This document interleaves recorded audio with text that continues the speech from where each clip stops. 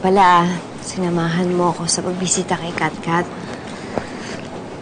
Kahit hindi natin siya nalapitan, at least naramdaman niya kung gano'n natin siya kamahal. Huwag kang mag-alala. Makakasama din natin ulit siya. Kailangan na siguro natin magtiis ng konti. Malay mo, biglang ma-approve yung appeal natin.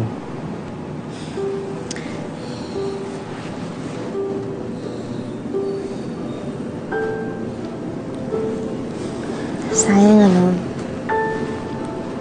sana nakikita tayo ni Katkat ngayon. Ito pa naman yung gusto niya, yung pati tayong dalawa.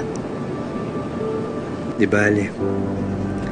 Alam naman ng Diyos na hindi nawala yung pagmamahal natin sa isa't isa. Meron lang tayong tinaan ng pagsubok.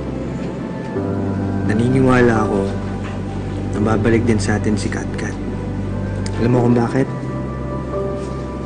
Kasi katulad mo, nawala ka nun, pero ginawa ko lahat para bumalik ka. Kaya gagawin ko lahat para bumalik siya sa atin. Magiging puulit tayong pamilya.